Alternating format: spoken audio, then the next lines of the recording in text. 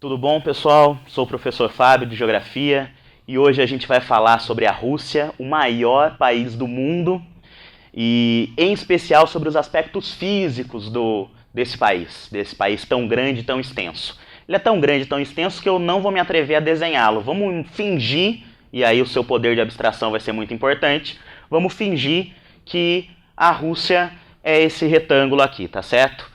A Rússia é o maior país do mundo, localizado ali no hemisfério norte. Na verdade, ele tem uma grande extensão latitudinal e longitudinal, e é um território que, para a gente entender os seus aspectos físicos, é muito mais fácil a gente imaginar um deslocamento norte-sul nesse território. Então vamos imaginar que a gente está saindo de norte e indo para sul nesse território. Assim a gente vai vendo a variação de clima, de vegetação que a gente tem nesse espaço. A Rússia é um país que está presente em dois continentes, né? O continente europeu e o continente asiático. A sua porção oeste fica dentro da Europa.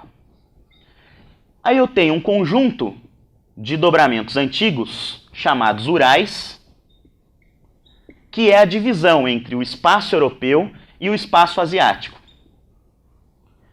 que é maior do que a porção europeia. Embora a parte europeia da Rússia seja muito importante, porque é onde a gente encontra a capital, que é Moscou. E as principais cidades também. Bem, além dos Montes Urais, importante formação de dobramentos antigos dentro da Rússia, a Rússia tem uma outra área, uma outra parte física muito interessante para a gente conhecer, por questões históricas, por questões econômicas, que é a região da Sibéria. A Sibéria é uma das áreas mais frias do planeta, é uma extensa planície, fria, seca, é um deserto gelado nesse espaço.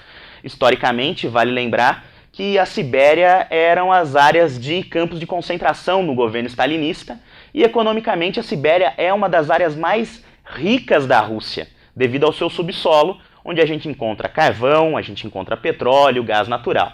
Uma área, então, muito importante.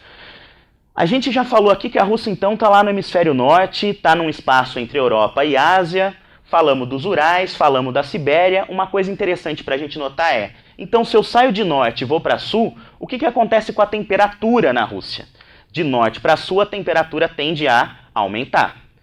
Eu estou saindo de regiões polares, área de clima polar, e estou me dirigindo para sul, para áreas mais quentes. No caso da Rússia, para regiões temperadas.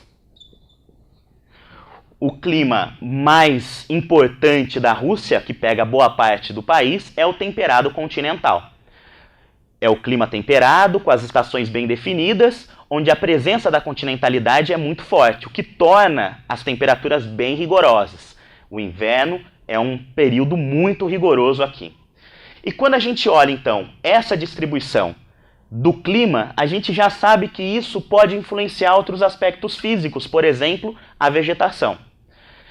Dentro da Rússia, quanto mais ao norte, maior a possibilidade da gente encontrar a tundra.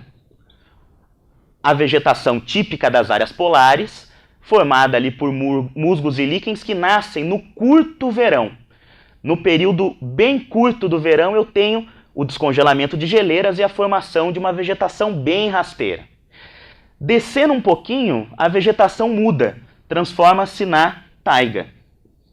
A taiga ou floresta de coníferas é uma vegetação muito importante, aliás, a floresta de taiga russa é a maior floresta do planeta, é uma vegetação de coníferas adaptáveis ao clima frio, uma vegetação adaptável à queda de neve, formada por plantas aciculifoliadas que não perdem as suas folhas durante o rigoroso período do inverno. E descendo mais um pouquinho, nas áreas mais secas da Rússia, frias e secas, a gente encontra os espaços das estepes. Uma vegetação de gramíneas, adaptada a esse período de seca, uma vegetação de clima, uma vegetação com a presença de um solo bem frágil, graças à pouca matéria orgânica que eu tenho nesse espaço. Então eu tenho a distribuição do clima e da vegetação fácil da gente perceber a partir do deslocamento de norte a sul. Os principais rios da Rússia concentram-se na porção centro-norte do país, como o rio Ob. Abaixo a gente tem o rio Volga, um dos principais do continente, tanto da Ásia quanto da Europa. Interessante a gente notar que a questão da hidrografia russa é muito interessante se a gente pensar que durante o inverno, durante o período do inverno, boa parte desses rios secam, dificultando a navegação, prejudicando a irrigação em determinados lugares. Beleza, pessoal? Aspectos físicos bem simples para a gente ver. Uma dica interessante dessa aula é estudar pensando no mapa, na distribuição, como a gente fez aqui na nossa aula. Beleza, galera? Até a próxima.